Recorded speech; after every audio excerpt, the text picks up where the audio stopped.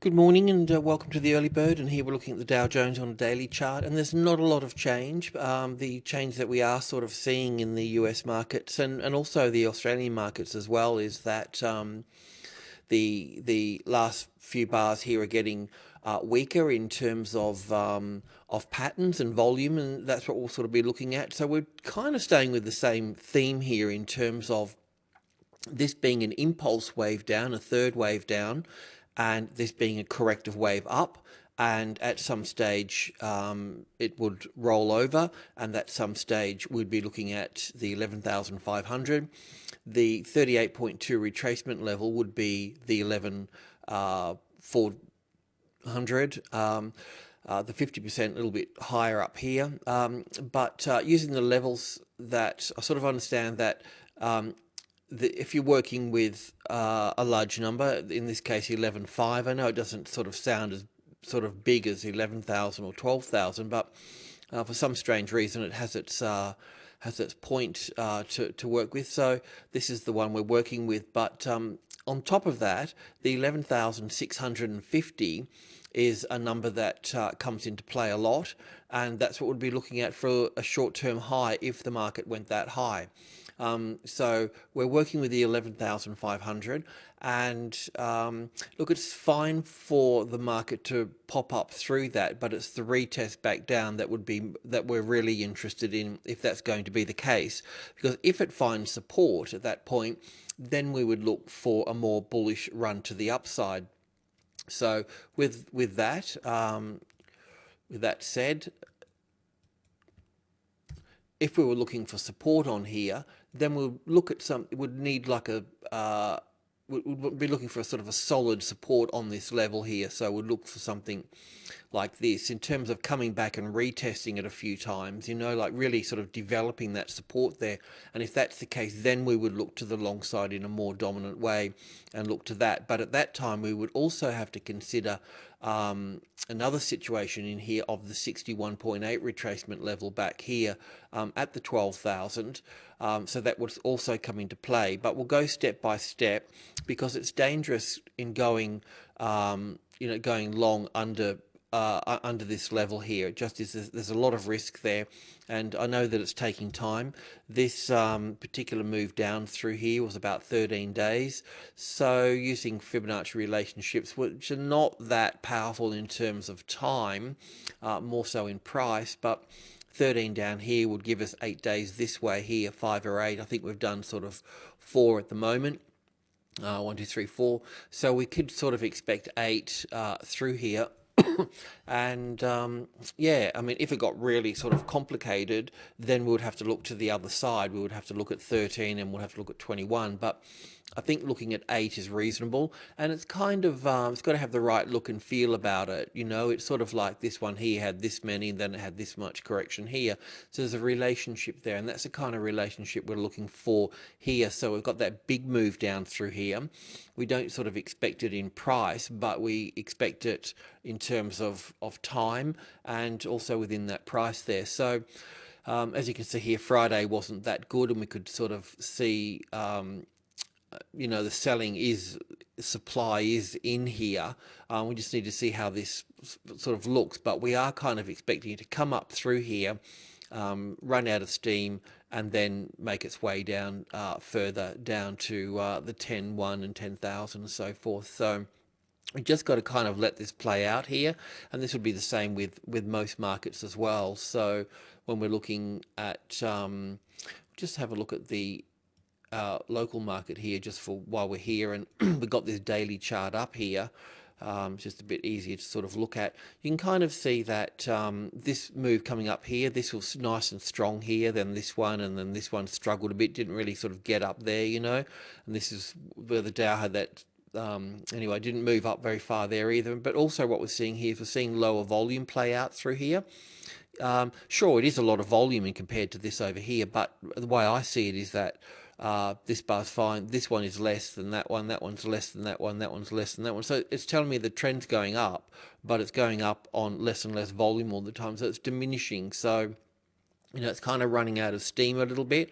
And I know that with the levels there, if we were looking at the medium level, which is our first port of call there, and then we've got the next ones are our minor trading levels here. So as I was talking about the Dow Jones finding support, a nice solid support on 11.5, and the S&P 500 would be 1,200, and for our markets it would be 4,300 there. So a really sort of solid support sitting on this level here as such, sitting, coming back and testing it, not so much going up, but testing it, coming back and finding it there that it's solid, then then would look, then would look at the market as a bull run going to the upside. But we just don't want to get people trapped in this. Yes, I know on Friday we took some long positions based on the switch strategy, but the idea was to move out of those 50 to 75%. Sure, and there might be a little bit to catch on the Monday, and that's fine. But you really want to tighten those guys up as well, because we're looking for this to sort of diminish in that sense, and the volume is telling the story here. So sort of keeping that in mind when we're looking at the Dow Jones, this is 11,500 here, and wave corrections are the weakest part in Elliott, so it can be a bit tricky. They can expand on themselves. We had the ABC here coming back up. We thought, well, that's a possibility. It could be done there. Everything's sort of right about it. But it did, at the time, I did mention it looked a bit small. And now we're getting a reasonable size one here. We're getting that sort of 5 to 8 day range there, which would be nice. And yeah, so we've got the A, the B, and the C here. This is a little bit difficult to count up here. You probably have to go to the cash market to look at that. But for the people counting it up there, I believe that would be the top of the third wave there, and we'll be looking for the fourth wave across here, and then the fifth wave to go up through there. It's a little bit difficult to count on the CFDs here, because on the futures market, because you got them trading through the night there, and they can really sort of put things out. So it's probably easy to look on the cash market for that. But all said and done, we're looking for that high just there, the fourth wave of one lesser degree, and that's what we'll sort of wait for. So we're waiting for this retest here and to see how we go at that stage there. And there's, like I mentioned, the story hasn't really changed much at all for us, and same for the S&P 500 here. So we are looking for another small push up through here. 1,200, this is the S&P 500. It's just got the code there. I will enlarge that and pop it over this side here. So our local markets, the UK market's the same as well. So same sort of situation here. However, just wanted to point out here that yes, it's got the same sort of pattern here, but this 5,300 here is the minor group one, so that's really important. If that finds support there, then that's going to be a leg up through there. The 38.2 retracement level is at 5.4, so I was kind of expecting a push to 5.4, then a retest back to check on this one here, and I was thinking the checking back on this stage would fail at that point, and then we'd be looking for it there. So all the way along, I know it's taken time, but we just didn't want to get trapped on the long side here if it was only going to be a short thing here. We're looking for the bigger picture to the downside. Same with our markets as well. This is the SPY here, the Aussie 200, or yeah, so we sort of drew this sort of map out through here. This top of this third wave here, by the by, would be this one here. So yeah, that's just got to be sort of shoved over there for that, and look for the fourth there, so we can consider that the fourth there. However, it's sort of also important to point out that being the case is that we've got overlapping wave structures here, meaning this point coming down here is overlapping this one. These length and these structures here, or this one here, is shorter on the Friday here, so it's a sign of weakness there. If you're going to trade long on these markets, on the SPY CFD or the XJO CFD, so forth, you really need that 4,200 as support there. Okay. So yeah, look, all the indices are pretty much the same. I just sort of see them getting sort of weaker and weaker and coming into strong sort of resistance areas. So we're looking for the turn, basically. We should be preparing ourselves to short. We just need the evidence of that. the gold market, some of the drivers here, we're expecting a 38.2 retracement level back down to this point here.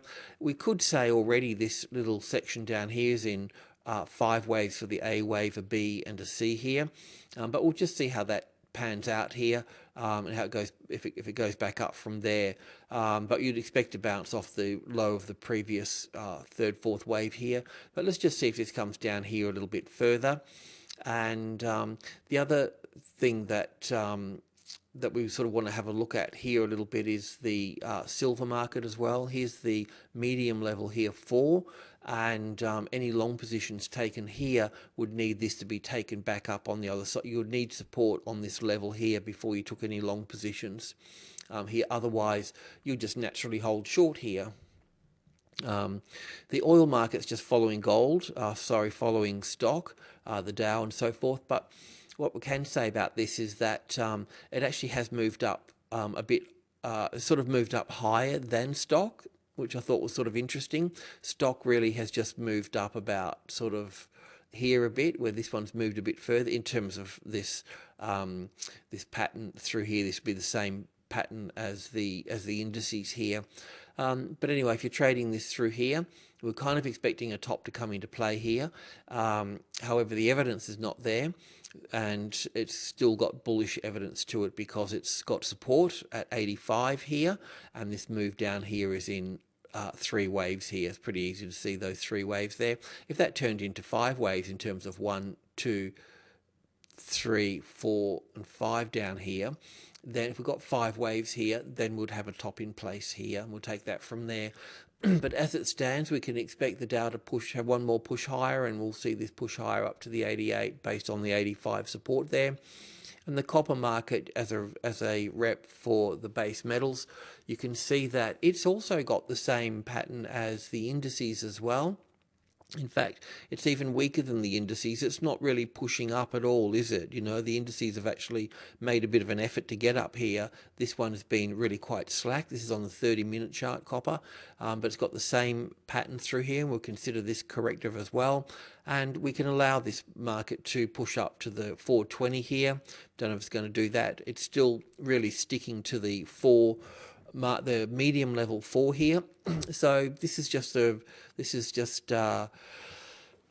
reflection really of what's sort of happening in gold, in the Australian dollar, and also in resources. So just consider this being a weak picture. So if you considering going in long and you feel like you're missing out on the current rally in terms of the resource sector, be very careful, because it's not really showing up anywhere else. Okay, so yeah, the currencies are the next step in here. So it's pretty much, if the 75 here becomes support here, then we can look to the long side on this.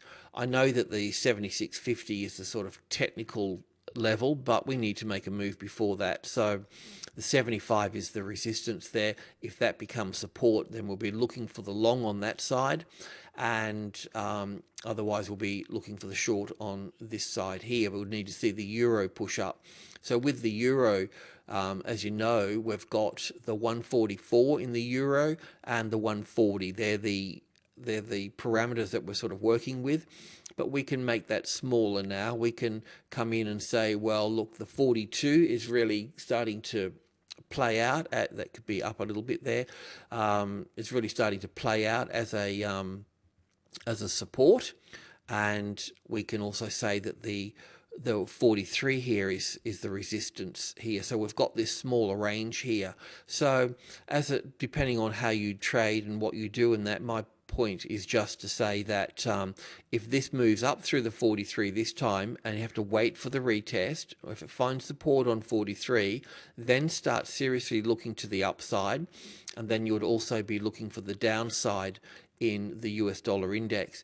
Now, if the euro moves to the downside, if it comes through here and then can't get back up and fails from that point, then look to go short on it, because in the bigger picture with the currency here, and with the euro and with the US dollar index, they both have patterns that could break either way.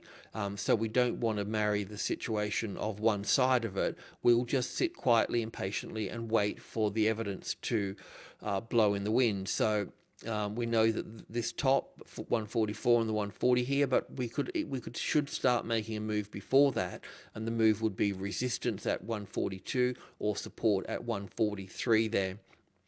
If you were a bit more savvy, you could take the distance between here. So the midpoint through here would be 142.50, and you could see it start developing from that point there, working out from that. So from the 142.50, the midpoint, you've got subgroup 1 below and subgroup 2 above that, and that would look something like this. So on a 2-minute chart on the euro, you've got the midpoint through here at the 50. So, if that becomes support there, well, then you can sort of start thinking about that.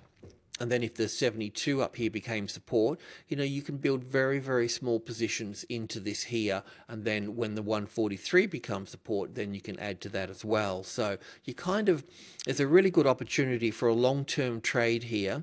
And it's just about a matter of risking, a small amount.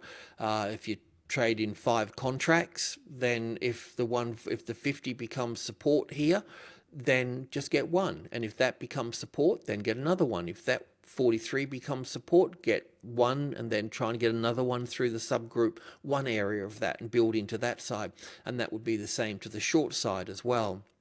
In terms of moving down through here, normally when a market comes through in group 1 here, the 10, 20 and 30 here, if the market, this is with all group 1s, be it minor group 1 or subgroup 1 or micro group 1, if the 2 here, the center point here, becomes the resistance through here, then you can consider the price being a part of the 142, and if it's a part of the 142, then it's going to be part of the bigger picture to the downside. The Australian dollar has really got the same pattern as copper, and it's got the same pattern as the other indices there. And I think this is because it's got the same.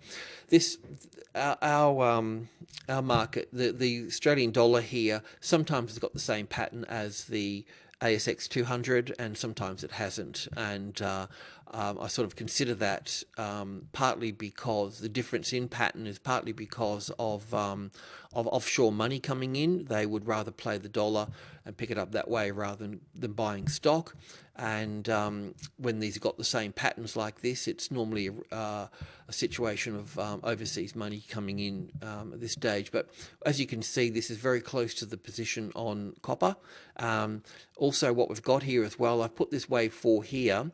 And I've also put a wave 4 over here if it comes up through there. If it takes that high out there, then that would be the case. But as it stands at the moment, we've actually got 5 waves down through here as an A wave coming down through here, or wave 1, and a wave 2 coming back. So there is a possibility that it can roll over from this stage here, and that would be the wave 4 there. So we're just leaving that sort of option there until that plays out a bit further. But if it finds support on the top here, then you take it from that point there. Alrighty, well, that's about it. There's not a lot of change. If you took long positions on Friday on the switch trades and you've got money left in there, then monitor those very carefully and see what other money that you can lock in at that point there. And we expect the Dow to have one more little push to the upside. And if that's the case, we'll get a little bit more squeeze out of that. But you want to see the 4,200 on the XJO find support there. Alrighty, good morning and good luck.